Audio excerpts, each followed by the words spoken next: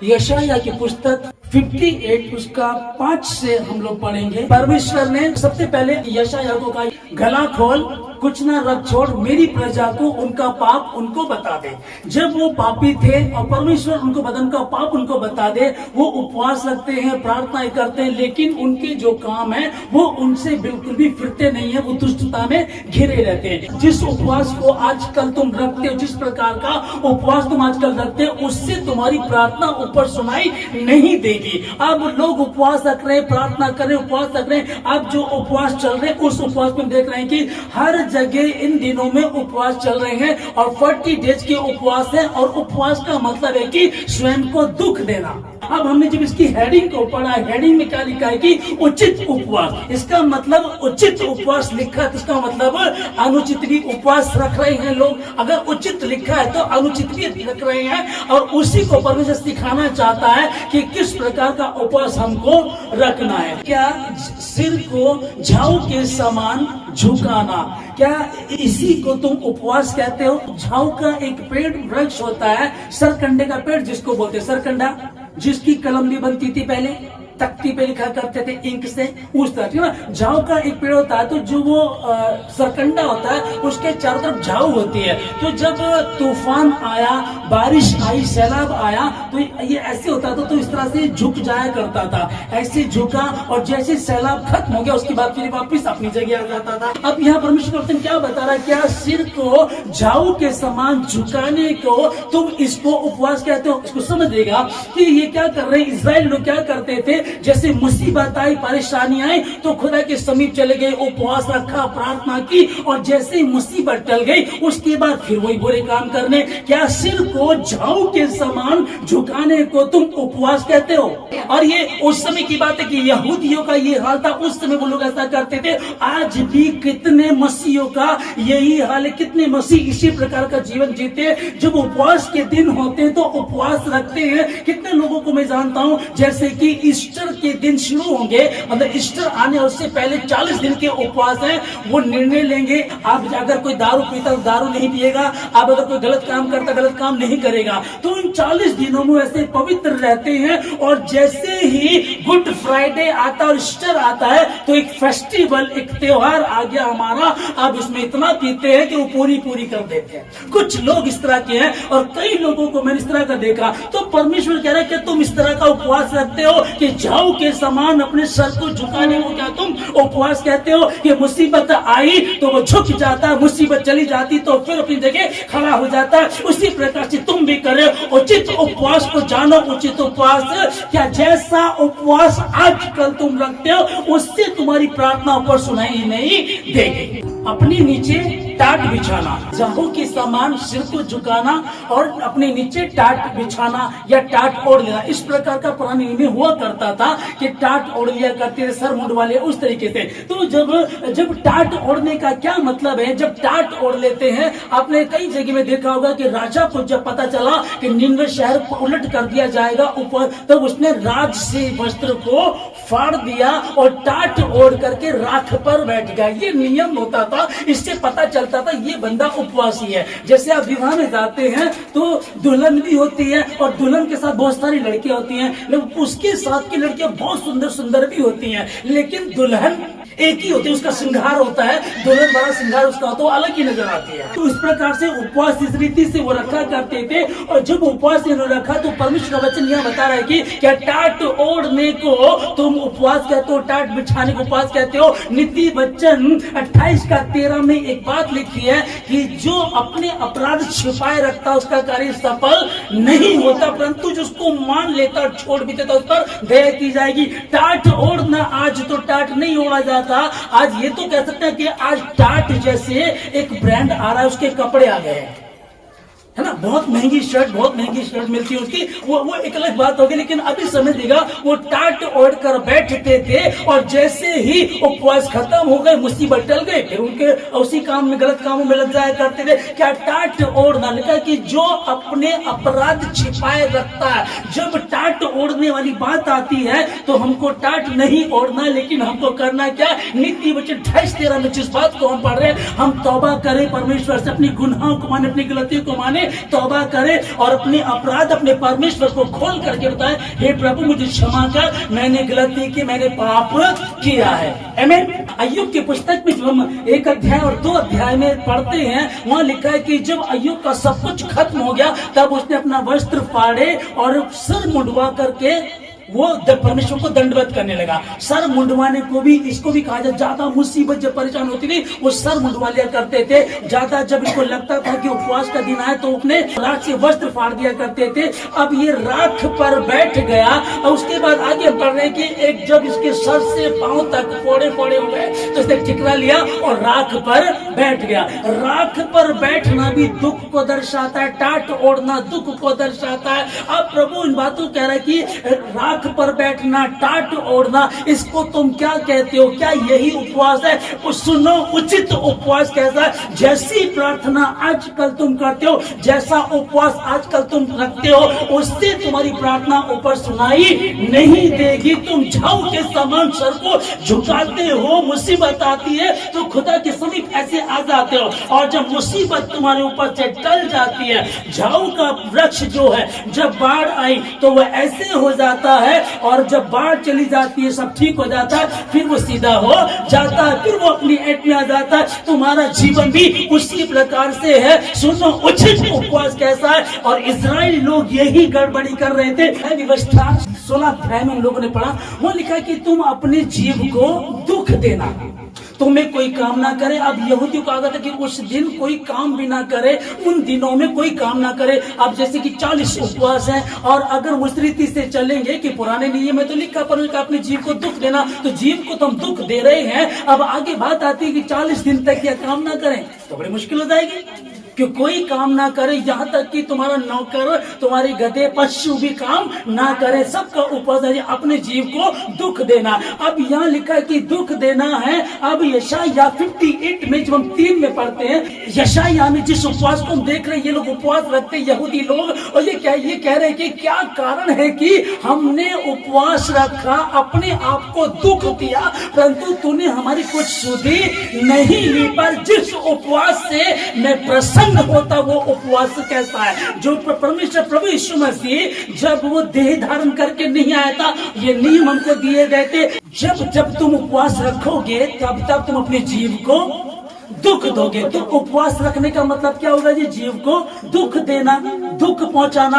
अब यशायाह इस बात को लिख रहा है कि वे कहते, परमेश्वर यशायाह कह रहे कि वे मेरे लोग कहते हैं कि क्या कारण है, हमने उपवास रखा, हमने दुख उठाया, परंतु तूने तो हमारी कुछ सुधि नहीं ली। अब इन्होंने टाट ओढ़ने को, सिर मुंडवाने को, झाऊ के समान इस तरह सर झुकाने को ही उपवास समझ लिया। इतना सा ये उपवास करके चलने लगे। पहला कुरिन्थियों 3 अध्याय में हम लोग पढ़ रहे हैं कि तुम्हारा शरीर तुम्हारा नहीं, परंतु परमेश्वर का मंदिर है और परमेश्वर का आत्मा उसमें वास करता। यदि कोई इस मंदिर को नष्ट करेगा, यदि कोई इस मंदिर को दुख देगा, तो परमेश्वर को दुख देगा। एक तरफ प्रभु कह रहा है कि अपने शरीर को दुख देना, और यहाँ पढ़ रहे हैं कि जो कोई तुमको दुख देगा मैं उसको दुख दूंगा। जो तुम्हें टच करता, तुम्हें छूता, तुम्हें नहीं, मेरी आपकी पत्नी ही को छूता, तो फिर क्या करे? दुख देने की बात चल रही है। लेकिन इसमें हेडिंग जो हमने सबसे पहले पढ़ी, यशायाह 58 की जो हेडिंग आप पढ़ेंगे बाइबल में, उसमें लिखा है कि उचित उपवास। तो उचित उपवास क्या है, हम उसको समझे। हे प्रभु हम पर प्रकट कर, हमको बुद्धि दे, हमको ज्ञान दे। इतना समय हमको प्रभु जी, प्रभु आप में हो गया है, हम कभी समझ ही नहीं पाए। हम तो कई लोगों को देखते हैं, और बहुत से लोग एक दूसरे को देख करके अपने जीवन को चलाते हैं। एक भाई से मैंने बात की, मैंने कहा अरे आप तो ये लाइट चोरी करते हो, कहने की नहीं वो भी तो करते। एक से बात की, अरे आप बियर पी लो, भैया वो तो दारू भी पीता है। तो हम क्या कर रहे हैं? हमको किसको देखना? हमारा उद्धार करता, आपका उद्धार करता पास्टर अशोक है, आपका उद्धार करता यीशु नासरी। हो सकता मुझ में कोई कमी है, क्योंकि मैं मनुष्य हूँ। हर व्यक्ति सभी में कमी पाई जाती है। मूसा में, अब्राहम में, दाऊद में, सुलेमान में, पतरस में, हर किसी में कमी पाई जाती है। पर परमेश्वर का पुत्र यीशु नासरी जब आया, उसमें कोई कमी नहीं है। आप उसको देख करके जब चलेंगे कभी भी ठोकर नहीं खाएंगे और न किसी के लिए ठोकर का कारण बनेंगे। हम कब ठोकर खाते हैं? जब मनुष्य को देखते हैं। अरे हमारे पास जो, उनको तो 20 साल हो गए प्रभु में, वो तो सब कुछ कर लेते हैं। आप हमको मना करते हैं। मैं आपको मना नहीं कर रहा हूँ, आपको जो करना कीजिएगा। मैं परमेश्वर के वचन को आप तक पहुंचा रहा हूँ। उचित उपवास कैसा कि जब के समान सिर को झुकाते हो, मुसीबत आती तुम झुक जाते हो और मुसीबत टल जाती तुम फिर उठ जाते हो। फिर कहाँ तुम्हारा अंगीकार? जैसा उपवास आजकल तुम रखते हो उससे तुम्हारी प्रार्थना ऊपर सुनाई नहीं देगी। क्या कारण है हमारी प्रार्थना नहीं सुनाई दी जा रही है? मैं तो हर दिन उपवास रखती हूँ। सप्ताह में 3 उपवास हमारे यहाँ रखे जाते हैं। मैं हर हफ्ते उपवास रखती हूँ। हम तो 40-40 उपवासों को रखते हैं। उन दिनों में तो बिल्कुल हम धर्मी बन जाते हैं। उसके बाद क्या करते हो? 40 उपवास पूरे होते हैं और कितने लोगों को मैं जानता हूँ, फिर पार्टियां होती है, फिर नशे की चीजें पी जाती है। जिस उपवास से मैं प्रसन्न होता हूँ वो कैसा उपवास है? जिसमें मनुष्य स्वयं को दीन करे। जब तुम उपवास रखते हो, मुसीबत आई तो तुमको उपवास नजर आते हैं। मुझे अच्छी बात है, बहुत अच्छी बात है। और ये एक सही बात भी है कि ढाल हमको तभी चाहिए जब सामने से कोई वार कर रहा हो। उपवास किन दिनों में रखना, उपवास कैसे रखना है, अब ये उपवास रखना बहुत अच्छी बात है। मैं पहले भी बता चुका हूँ। इन दिनों में जब 40 उपवास हम रख रहे हैं तो ये उपवास दुनिया में हर जगह रखे जाते हैं। कोई एक आध संस्था ऐसी है जो ऐसा मानती है कि इन्हीं दिनों में क्यों उपवास रखते हैं। तो मैं कहता हूँ कि ठीक है, वो कह रहे हैं उनके हाल पे छोड़ दीजिएगा। फिर हम कहते हैं कि 40 उपवास, इसमें से लिखे भी वो भी नहीं है इस तरह से कि भाई जब यीशु मसीह मारा जाएगा। यीशु मसीह ने 40 उपवास तब रखे थे जब उसने बपतिस्मा लिया था, जब सेवा शुरू की थी उससे पहले रखे थे। पर मेरे और आपके लिए उपवास रखना क्यों अच्छा है? क्योंकि लिखा है जहाँ कहीं मेरे नाम से 2 या 3 जन एक जगह इकट्ठा होते मैं उनके बीच में उपस्थित हूँ। और जहाँ कहीं 2 या 3 जन मेरे नाम से किसी एक विषय के लिए प्रार्थना करते हैं, वो मेरे पिता की ओर से हाँ और आमीन में पूरी हो जाती है। आज हम देख रहे हैं कि हमारे लोगों पर, मसीहों पर अत्याचार किया जा रहा, उनको सताया जा रहा। अब धरना दे रहे हैं, जंतर मंतर पे भी गए थे हमारे मसीह लोग, कुछ वहां खड़े हुए थे कि ऐसा क्यों कर रहे हैं? हम तो प्रार्थना करने वाले लोग हैं, हमको क्यों सताया जा रहा है? फिर ये भी बात आती है कि जितना चाहे सता लो, मसीहियत को जब जब सताया गया वो बढ़ती चली गई है। हम क्या, हथियार हमको उठाने के लिए बिल्कुल मना किया है। यीशु मसीह ने कहा है कि अपने सताने वालों के लिए प्रार्थना करो, अपने दुश्मनों को माफ करो। ये उसने कहा है कि अब हमको ताकत चाहिए तो जिसको बॉडी बनानी वो जिम जाएगा, जिसको सुंदरता चाहिए वो ब्यूटी पार्लर जाएगा। पर मुझको और आपको आत्मिक सामर्थ्य, आत्मिक ताकत चाहिए तो हम कहाँ जाएंगे? मसीह यीशु के पास और उपवास रखेंगे। तो वो कह रहे कि उपवास रखना इस प्रकार का, भारत में हमारी कहावत कही जाती है, सुख में सुमिरन करे ना कोई, दुख में करे हर कोई। जो सुख में सुमिरन करे तो दुख काहे होए। अगर हम निरंतर उपवास बनाए रखे, निरंतर प्रार्थना करते रहे, और उससे बड़ी बात कि जिस उपवास से मैं प्रसन्न होता हूँ, क्या वह यह नहीं है कि मनुष्य स्वयं को दीन करे।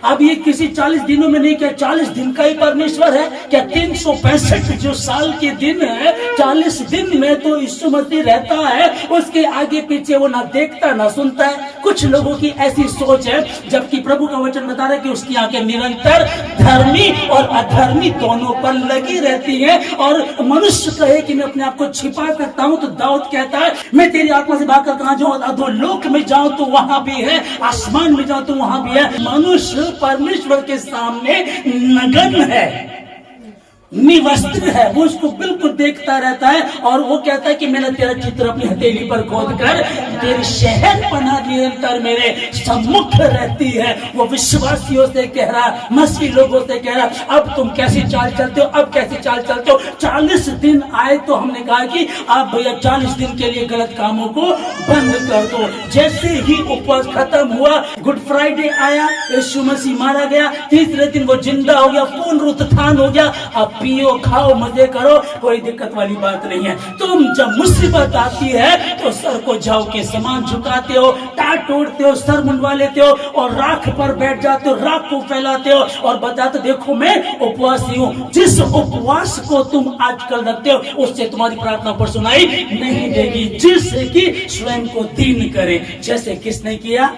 एक उदाहरण, इससे बड़ा कोई नहीं है और ये सुना से जिस उपवास से मैं प्रसन्न होता हूँ, क्या वह यह नहीं कि मनुष्य स्वयं को दीन करे। वो किसी महीने की बात कर रहा है, किसी साल की बात कर रहा है, किसी हफ्ते में, किसी दिन में, किसी घंटे में, किसी मिनट में, किसी सेकंड में। वो कह रहे स्वयं को दीन करना, हर क्षण हर पल स्वयं को दीन करना। तुम जगत की ज्योति हो, तुम पृथ्वी का नमक हो और नमक का स्वाद यदि बिगड़ जाए तो किस चीज से नमकीन किया जाएगा। तुम्हारा स्वाद बिगड़ गया। जैसा उपवास तुम आजकल रखते हो उससे तुम्हारी प्रार्थना ऊपर सुनाई नहीं देगी। जिस उपवास से मैं प्रसन्न होता हूँ, क्या वह यह नहीं कि मनुष्य स्वयं को दीन करे, बुरी बातों से बचे। अब दीनता हम किससे ले सकते हैं, दीनता किससे सीख सकते हैं। जमीन के ऊपर आसमान के नीचे एक उदाहरण है और उसका नाम यीशु नासरी। जिस उदाहरण को हम ले सकते हैं, फिलिपियों की पुस्तक 2 अध्याय 5 में लिखा है कि जैसा मसीह यीशु का स्वभाव था वैसा ही तुम्हारा भी स्वभाव। और 6 में बड़ी खूबसूरत लिखे,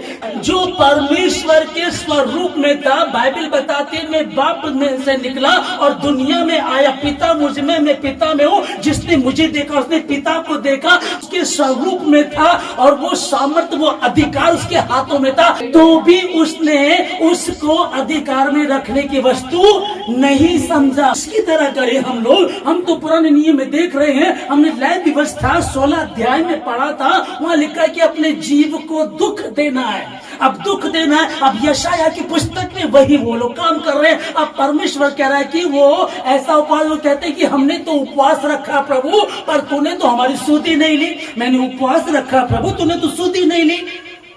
परमेश्वर क्या कह रहा है कि तुम करते क्या, मुसीबत आती तुम उसके समीप आ जाते हो और मुसीबत चली जाती तुम वापस अपने गलत और गंदे काम करने के लिए निकल जाते हो। उसके समान बनो, वही मेरा और आपका उद्धार करता, जो उदाहरण बना और ऐसा उदाहरण बना कि क्रूस पर लटका हुआ था। वो अधिकार उसके हाथ में था, वो अपने आप को नीचे उतार सकता था। वो एक आवाज देता, स्वर्गदूतों की सेना जमीन पर आ जाती। उसने अंधों को आंखें दी, लंगड़ों को पैर दिए और यहाँ तक कि 4 दिन के मृतक लाजर को भी जिंदा कर दिया। ऐसा अधिकार उसके हाथ में था, तो भी उसने अधिकार को अपने काम में नहीं लाया, दूसरों के काम में लाया। आज किसी को जरा सी शोहरत मिल जाए तो वो अपने आप को किसी से छोटा नहीं समझता है। मैं क्या बताता हूँ आप लोगों को, कोई पुलिस वाले का लड़का तो स्कूल में गुंडा पर भी कहता है कि कोई हाथ ना लगाते ना मुझे। कोई अगर नेता का ड्राइवर अपने को नेता से कम नहीं समझता है, जरा सा अधिकार आ जाता अपने आप को सोचते बस मैं ही प्रधानमंत्री बन गया। और यहाँ इतना बड़ा अधिकार इसके पास था, ऐसा शून्य बन गया। कहता जिस उपवास से मैं प्रसन्न होता, लिखा कि वरन अपने आप को ऐसा शून्य कर दिया और दास का स्वरूप धारण किया। कैसा दास का रूप धारण किया? कहने लगे कि चेले आपस में बात कर रहे थे कौन बड़ा है कौन छोटा है, और उसने बताया आओ। उसने अंगूठा लिया, यहाँ डाला, पानी लिया और चेलों के पैर धोने लगा। इतना शून्य बन गया कि चेलों के पैर धोए। वो जो पापी थे, पाप में से निकले थे, कहते कैसे दीन करना अपने आप को, इसी प्रकार से हमको अपने आप को दीन करना। क्या तुम ऐसा उपवास रखते हो जिससे तुम्हारी प्रार्थना ऊपर सुनाई दे? अब जो हम लोग उपवास रख रहे हैं, हमने उपवास रखना शुरू किया। अब हम तो पुराने नियम की बातों को पढ़ रहे थे। अब प्रभु कह रहा है कि जैसा उपवास तुम रखते हो उससे तुम्हारी प्रार्थना ऊपर सुनाई नहीं देगी। तो प्रभु ये क्या बात है कि जिस उपवास से मैं प्रसन्न होता हूँ क्या है कि भूखों को अपनी रोटी देना। जिन 40 दिनों में तुम उपवास रखते हो, तुम्हारा 2 टाइम का खाना बचता है, इससे तो तुम्हारा फायदा ही हो रहा है। पर क्या तुम अपना खाना भूखों को देते हो? किसी बेघर को अपने घर में ले आते हो? अब बेघर को घर में ले आना ये नहीं, बेघर तो घूमते रहते हैं बहुत सारे। बेघर का क्या होता है कि अभी 2 दिन पहले आपने एक न्यूज देखी होगी कि एक लड़की 25 साल पहले कोई एक सब्जी वाले के ठेली पे उसके घर के आगे छोड़ गया। उसने उसका पालन पोषण किया और कल की ही न्यूज है, परसों की, आज वो जज बन गई है लड़की। किसी बेघर को लड़की पैदा हो, लोग फेंक कर आ जाते हैं। वो फेंक करके न्यूज है, ये सोशल मीडिया मैंने इसको देखा। अब उसको देखिएगा, उसने उठाया, आज वो लड़की 25 साल बाद जज बन गई। अब क्या बेघरों को अपने घर ले आना, किसी भूखे को देख करके उसको खाना खिलाना, और जो अनाथ है उनकी सुधि लेना, जो विधवा है उनका दिल ना दुखाना। मैं ऐसे उपवास से प्रसन्न होता हूं, तब यहोवा का तेज तेरे आगे आगे चलेगा और यहोवा का प्रकाश तुझ पर होगा जब तेरे आगे आगे। एक ऑफिसर जब चलता है तो उसके साथ बॉडीगार्ड आगे आगे चलते हैं, पीछे भी होते हैं क्या, दाएं बाएं भी होते हैं क्या? मैं अपने स्वर्गदूतों को तेरे निमित्त आज्ञा दूंगा, तेरे निमित्त आज्ञा दूंगा अपने स्वर्गदूतों को, जहां कहीं तू जाए मैं वो तेरे संग संग रहे। ये तू अचानक अनफॉर्चुनेटली तू गिरे तो वो तुझे हाथों हाथ ले, तू भाग्यवश तू गिरे तुझे हाथों हाथ उठा ले, तब तेरा प्रकाश वो ऐसा शून्य बन गया जिसके समीप में और आप बैठे हैं, जिसके नाम से अब हमारा उपवास किस पे खत्म होता है? यीशु मसीह पे। हमारी प्रार्थना शुरू कहां से होती है? यीशु मसीह से। यीशु मसीह के नाम से मांगते हैं, यीशु मसीह के द्वारा हम प्रार्थना करते हैं, हे पिता हमारी प्रार्थना को सुन, प्रार्थना पूरी हो। यीशु मसीह के नाम से मांगते हैं। वो कहने लगे तुम्हारा चाल चलन तो मेरे बेटे जैसा है ही नहीं। दो लोग हैं और दोनों के दोनों एक समय में दोस्त थे, ठीक है? एक समय में दोनों के दोनों दोस्त थे और एक दोस्त आता है उसके पास, दूसरे वाले के पास, वो घर पे नहीं था, वो आकर के उसकी मम्मी को बोला, मम्मी आंटी आंटी उसने भैया ने कहा कि आप मुझे बाइक दे दो। तो वो हमेशा दे दिया करती थी क्योंकि तो खास दोस्त हैं, दोनों बहुत अच्छे हैं। लेकिन आगे चल करके उनका जीवन कुछ अलग अलग हो गया। एक ईमानदार बना, दूसरा चोर, शराबी, सट्टेबाज, गलत काम व्यभिचार करने वाला हो गया। तो कुछ सालों बाद फिर वो आकर के बोलता है, आंटी आंटी मुझे ना, उसने कहा कि मुझको ना ये साइकिल दे दो। तो वो क्या दे देगी? जब तुम मेरे बेटे के दोस्त थे तब तुम अच्छे और ईमानदार थे, इसलिए उस समय हमने बाइक भी दे दी तुमको, यहाँ तक कहा कि लो पेट्रोल भी डलवा लेना, लो पैसे लेकर जाओ। लेकिन आज तुम्हारा जीवन वैसा नहीं रहा, आप तुमको साइकिल भी नहीं देंगे। तुमने आकर के क्या कहा? आंटी आंटी उसने कहा कि आप ना, मेरे दोस्त ने कहा कि आपके बेटे ने मुझको साइकिल दे दो। वो तुम्हारे जीवन को जानता, यहोवा परमेश्वर भी मेरे और आपके जीवन को जानता। जब हम कहते हैं ना कि यीशु मसीह मेरा दोस्त है, यीशु मसीह मेरा भाई है, तो मैं बोलता रहूं उससे कोई फर्क नहीं पड़ता, निरंतर उसकी आंखें धर्मी और धर्मियों पर लगी रहती। वो जानता जब हम प्रार्थना करते हैं, हमने प्रार्थना की, हे प्रभु मेरी प्रार्थना को सुन, प्रभु मेरे पापा का नशा छूट जाए। ये प्रार्थना यीशु मसीह के नाम से मांगता हूं। बहुत बोल बाल के यीशु मसीह का नाम ले दिया और मेरा जीवन सही नहीं है, तो क्या कबूल होगी? प्रार्थना कबूल होगी? नहीं हो सकती। क्यों नहीं हो सकती? क्योंकि जिसके नाम से तुम मांग रहे हो पहले उसकी और तेरे विचार एक समान होंगे, क्योंकि यशायाह लिखता है कि तुम्हारे और मेरे विचार एक समान नहीं है। तुम्हारे और मेरे विचारों में जमीन और आसमान का फर्क है। इसलिए उपवास में जाना, उसकी तरह दीन हमको बनना है। जब हम दीन बनेंगे, वो क्रूस पर था, चिल्लाता रहा, किसके सामने रहा? अपने बाप के, मनुष्य के सामने नहीं। मनुष्य के लोगों का पिता इनको क्षमा कर, ये नहीं जानते क्या करते हैं, चिल्लाते रोता, हे बाप तूने मुझे क्यों छोड़ दिया, हे बाप तूने मुझे क्यों छोड़ दिया। अधिकार उसके हाथ में था। अरे वो क्रूस पर रहते हुए भी एक पापी को जीवन देगा, कहता कि आज ही तुम्हारे साथ स्वर्गलोक में होगा। उस अधिकार को उसने स्वयं पर, अपने भाइयों पे, बहनों पे, माँ पे अपने लिए कभी इस्तेमाल नहीं किया। उस अधिकार को उसने इस्तेमाल किया लोगों के लिए। कोढ़ी आए शुद्ध हुए, अंधे आए देखने लगे, लंगड़े आए चलने लगे, बीमार आए चंगे हो गए। कैसी भी बीमारी क्यों ना आई, उस समय नहीं, आज भी ऐसा है। यीशु मसीह के नाम में उस पे अधिकार था और वो ऐसा शून्य बन गया कि उसने सेवक का रूप धारण कर लिया। क्या मेरा आपका उपवास ऐसा सेवक के समान रूप धारण कर लिया? फिलिपियो 2 अध्याय में हम लोग पढ़ लिखा कि इस कारण परमेश्वर ने उसको अति महान भी किया। कितना महान किया जी? इतना कितना? किसके जैसा? सबसे बढ़कर, किससे बढ़कर? अति महान भी किया। कब किया? उसने पिता की आज्ञा को मानता चला गया, बिल्कुल दीन बन गया। अरे उसने अपने चेलों के पैर तक धोए, उसने इतना दीन बन गया कि सेवक का रूप धारण कर, ऐसा शून्य, ऐसा जीरो बन गया वो। जैसा उपवास तुम लोग आजकल देखते हो, तुम्हारी प्रार्थना पर सुनाई नहीं देगी। तुम यीशु मसीह से अपना रिश्ता बना लो, उसके जैसा अपना चाल चलन कर लो, करो प्रार्थना और देखो प्रभु काम करता है कि नहीं करता। हाँ, कई बार आप धर्मी हैं, कई बार कुछ परेशानियां आ सकती है ताकि तुमको ऐसा मजबूत करे कि जब तुम खड़े हो तो तुम्हारे द्वारा हजारों नहीं लाखों लोग बचने शुरू हो जाते के नाम में। सब नामों में से जमीन के ऊपर आसमान के नीचे वो नाम उसको दिया जो सब नामों में श्रेष्ठ है, वो नाम दिया जो सब नामों में आला है। वो क्यों हुआ? क्योंकि उसने पिता की बातों को पूरा किया, पिता की आज्ञा को मानता रहा, पूरा करता रहा। जिस उपवास को तुम रखते हो उससे तुम्हारी प्रार्थना पर सुनाई नहीं देगी। जिस उपवास से परमेश्वर प्रसन्न होता है वो कैसा उपवास है? सुनो, मैं तुमको बताता हूं।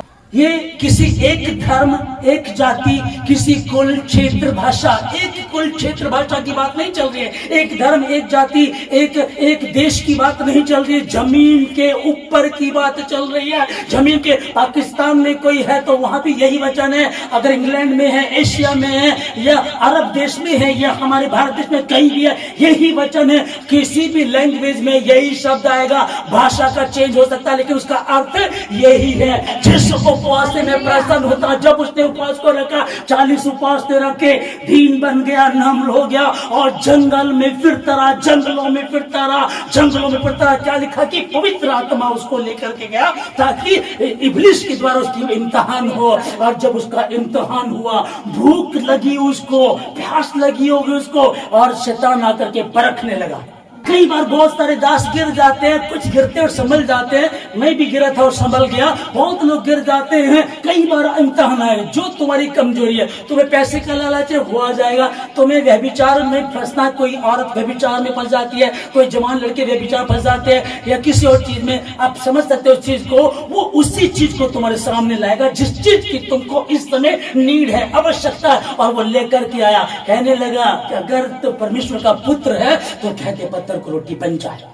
उसका इम्तिहान हुआ, इम्तिहान में पास हुआ, और देखो शैतान के पास से चला गया और स्वर्गदूत आकर के सेवा टहल करने लगे। उसने उपवास रखे और उसके बाद जो उसने सेवा शुरू की, 3.5 साल की सेवा में दुनिया में आकार मचा दिया। 2023 साल पहले वो आया। उसी उपवास से मैं प्रसन्न होता हूं। तुम्हारी प्रार्थना इसलिए सुनाई नहीं देती, पर कैसे सुनाई देगी? ऐसे सुनाई देगी। जब तक अय्यूब के बारे में हमने भी पढ़ा, एक अध्याय 2 अध्याय में पढ़ा, वहां लिखा उसमें, वो कह रहे कि प्रभु वो टाट ओढ़ने लगा, उसने अपना बागा फाड़ा, टाट ओढ़ लिया उसने, फिर उसने दंडवत किया परमेश्वर को। आगे लिखा है कि राख पर बैठ गया, टाट ओढ़ लिया उसने, अपना बागा फाड़ दिया। या था वो चल रहा था इस बात पर, लेकिन 1 अध्याय और 2 अध्याय में यहाँ कहानी खत्म हो गई। उसके बाद 42 चैप्टर हैं या अय्यूब की पुस्तक के 40 चैप्टर ऐसे लिखे हैं कि अब हम आगे पढ़े तो बुद्धि मिलती है हमको। लेकिन दूसरे चैप्टर में अगर वो काम हो जाता जो 42 चैप्टर में हुआ, 42 अध्याय 10 वचन में लिखा है कि जब अय्यूब ने अपने मित्रों के लिए प्रार्थना की, तब परमेश्वर ने उसका सारा दुख दूर कर दिया, और जितना उसके पास पहले था, जो उसका ले लिया गया था, तबाह हो गया था, उसका 2 गुना परमेश्वर ने दे दिया। हमने दुख उठाया, मैंने तो सर मुंडवा लिया, मैंने तो राख पर बैठ गया, मैंने तो अपने नया वाला कोट फाड़ दिया, नई जैकेट फाड़ दी मैं तो बैठ गया, मैं तो घुटनों पर आकर के बैठ गया, राख पर बैठ गया। जिस उपवास को तुम आजकल रखते हो, सुनो मैं तुम्हें बताता हूँ उचित उपवास के विषय में। मैं तो बताता हूँ उचित उपवास किसको कहते हैं। यह वो उचित उपवास है। इसको जब तुम रखोगे, किसके समान बनना है? यशाया की तरह बनो, कहीं कमी रही होगी। यिर्मयाह की तरह कमी रहेगी। दाऊद परमेश्वर का प्रिय था, तो दाऊद भी व्यभिचारी निकला। सुलेमान उससे भी ज्यादा प्रिय निकला, तो वो उससे भी ज्यादा व्यभिचारी निकला। मनुष्य को देख करके चलने की कोशिश करोगे तो मार खा जाओ। हाँ, मैं आप लोगों का आत्मिक पिता हूँ, आत्मिक पिता की बात को मान करके चलना है। पर यीशु मसीह ने कहा था, सुनो, मूसा की गद्दी पे सदूके बड़े से लोग बैठ गए, इसलिए उनकी सुनो, पर उनके से काम मत करो। आज आपके मेंटर हैं, आपका पास्टर आपको सिखा रहे हैं। आपको कहीं लगता है, पहली बात तो लगेगा यीशु मसीह के नाम में, अगर वो परमेश्वर की ओर से नियुक्त किया हुआ है, अगर वो जीवित चर्च को चला रहा है, अगर वो जीवित परमेश्वर के साथ है, तो ऐसा हो नहीं सकता। क्या लिखा यहाँ? उसने प्रार्थना की, वो दीन बन गया, दीन बना। परमेश्वर ने उसको वो नाम दिया जो सब नामों में आला, सब नामों में श्रेष्ठ है। वो नाम परमेश्वर ने उसको दे दिया। मुझको आपको क्या करना है? यही दिन था, यही दिन था। मैं उपवास रखूंगी। अब तक जो उपवास रखे, कहीं कोई कमी रही होगी, तो किसके जैसे बने? मूसा के द्वारा 20 लाख लोगों को निकाल करके प्रभु लेकर के आता, तो मूसा के जैसे बन जाए। प्रभु कहता मुझसे भी प्रसन्न नहीं हूं। अरे फिर क्या किया जाए? अब्राहम के द्वारा उसने भी गलती कर दी, अपनी पत्नी की बात को मान करके। फिर करें क्या? किसकी बात को? अब्राहम ने गलती की, मूसा ने गलती की, दाऊद ने गलती की, यशायाह ने, यिर्मयाह ने, पतरस से भी गलती हुई। कौन है फिर किसके समान बने? यही 200 रुपए की पुस्तक आपको मुझे दी गई है। और ये किसके नाम से हम प्रार्थना करते हैं? यीशु मसीह के नाम से प्रार्थना करते हैं। जब इसको पढ़ेंगे और इसके अनुसार चलेंगे और कहेंगे इस प्रार्थना को यीशु मसीह के नाम से मांगते हैं, तो ये नहीं कहता 1 मिनट बाद करूंगा, 2 घंटे बाद आना, शाम को आना, कल आना, 1 हफ्ते में आना। ये डॉक्टरों के काम है, क्योंकि वो क्या करते हैं, जब तक उनकी बस में होता है तो ट्रीटमेंट करते हैं। उसके बाद बोलते हैं नहीं भाई ये तो गड़बड़ी है और ये तो हमारे बस का नहीं है, हम इसको रेफर करते हैं, इसको कहीं और लेकर जाओ। पर जो यीशु मसीह के पास आते हैं, वो कहता है कि जब सब जगह से थक गए तब मेरे पास आए, मैं तुम्हें आशीष दूंगा। किसके जैसे बने? उस यीशु मसीह के जैसे। किसके जैसे बने? उस यीशु मसीह के जैसे बने, उसके जैसे काम करें और कहें कि प्रभु मेरे जीवन से अपनी महिमा के लिए। जब अय्यूब ने अपने मित्रों के लिए प्रार्थना की तब परमेश्वर का सारा दुख दूर कर दिया और जितना उसका गया था उसका 2 गुना परमेश्वर को लौटा दिया। मैं आशीष देता हूं लोगों को, मैं आशीष देता हूं लोगों को कि जिस उपवास के बारे में आज आपने पवित्र शास्त्र बाइबल से जाना है, हम उस पर ध्यान दें। ठाठ ओढ़ना, जाओ के समान सर को झुका लेना, राख फैलाना, क्या इसी को तुम उपवास कहते हो? मैं आशीष देता हूं लोगों को यीशु मसीह के नाम से कि जितने इस बात को ग्रहण कर रहे हैं। हाँ, क्यों बहुत सारे लोग ऐसे हैं जो ऑनलाइन मुझे सुन रहे हैं, उन लोगों में कितने लोग ऐसे जो गलती कर रहे थे, ना समझी कर रहे थे। कई बार उनको सिखाया नहीं गया, बताया नहीं गया, उनको पता नहीं था। कई बार शैतान ने उनसे इन बातों को ओझल रखा। मैं आशीष देता हूं, अगर आज के बाद आप इस तरह का उपवास रखते हो तो मैं आशीष देता हूं आपको। अब तक जो भी खुदा का माफ करने वाला परमेश्वर है, और आप पुत्र के गुनाह को माफ कर दिया, उसको गले लगा लिया, वो आपको भी गले लगाने के बाद, क्योंकि वो इंतजार करता रहा, देखता रहता कि मेरा बेटा उड़ाऊ पुत्र कब लौटेगा, मेरी बेटी जो गलत है भटक गई वो कब लौटेगी। मैं आशीष देता हूं लोगों को कि कैसे परमेश्वर आपको चलाता है। आशीष देता हूं यीशु मसीह के नाम से, आमीन। जब आप विधवाओं की सुधि लेंगे, भूखों को खाना खिलाएंगे, बेघरों को अपने घर में ले आएंगे, स्वयं को दीन करेंगे, इससे वो प्रसन्न होता है। तब किसका तेज? किसी की औकात है उसका सामना कर सके, कोई बीमारी उसके सामने ठहर सके, कोई चोर डाकू, कोई विरोधी, कोई भी बुरी बात को उसके सामने ठहर सके। अगर आप धर्मी हैं और इस तरह की बात आपके जीवन में आए तो समझिएगा ये इम्तिहान है। ईमानदारी से चल रहे हो तो इम्तिहान है, इम्तिहान को पार करेंगे तो परमेश्वर तुमको वो आशीष देगा। वो नाम जो यीशु मसीह को दिया वो आपको उसी नाम को देना चाहता है। यीशु मसीह कहता है कि पिता मैं सब लोगों के लिए विनती नहीं करता, पर उनके लिए विनती करता हूं जो तूने मुझे दिए, ताकि जहां मैं रहूं वहां वे भी मेरे साथ रहे। तब यहोवा का तेज तेरी हड्डियों को ऐसी हरी भरी करेगा और तू ऐसे सोते के समान होगा जिसका जल कभी नहीं सूखता। तू दुहाई देगा, तू दुहाई देगी। आप जब दुहाई देंगे तब परमेश्वर कहेगा मैं यहां हूं। तुम्हारा परमेश्वर तुम्हारी प्रार्थनाओं को इसलिए नहीं सुनता क्योंकि अब तुम्हारे कर्म ठीक नहीं है, तुम्हारे मेरे विचार एक समान नहीं है। अब एक करेंगे, अभी भी वो बैठा है, अभी भी द्वार पर बैठा हुआ, पुत्र बैठा हुआ है और वो बैठा पिता वो आया पश्चाताप कर करके वो आता है और वो वहां आकर के देखता है मैं किस मुंह से जाऊं गली में, कॉलोनी में, अपने शहर में, अपनी कॉलोनी में, अपनी गली में आ गया, बाहर खड़ा है, पर वो कह रहा है कि मैं किस मुंह से जाऊं, मैंने तो विरोध किया था, मैंने तो विरोध किया था, पाप किया था, मैं किस मुंह से जाऊं। वो खड़ा था और पिता द्वार पर बैठा था, शायद आ जाएगा, शायद आज आ जाएगा। जितने भी कितने दिन बुरा ये नहीं लिखा है, पर जितने भी दिन वो गया, वो बाप सोच रहा होगा बच्चा है, माहौल ठीक नहीं है, संसार ठीक नहीं है, लोग ठीक नहीं है, मेरी लड़की जवान है वो बाहर गई है, मेरा लड़का जवान है लेकिन ना समझ है, लोग तेज है, कुछ को लूट ना ले, बेच ना खाए। आज बच्चों को चोरी करके ले जा रहा, लड़कियों को अगवा किया जा रहा, बच्चों को अगवा किया जा रहा है। हम कैसे संभालेंगे? तू विश्वास कर तो तेरा घराना उद्धार पाएगा। जब यहोवा का तेज तेरे आगे आगे तेरी रक्षा करते हुए चलेगा। वो परमेश्वर ने कहा और उसको पूरा भी करेगा। सुनो, जैसा उपवास तुम आजकल रखते हो उससे तुम्हारी प्रार्थना ऊपर सुनाई नहीं देगी। अपनी आंखों को बंद करेंगे।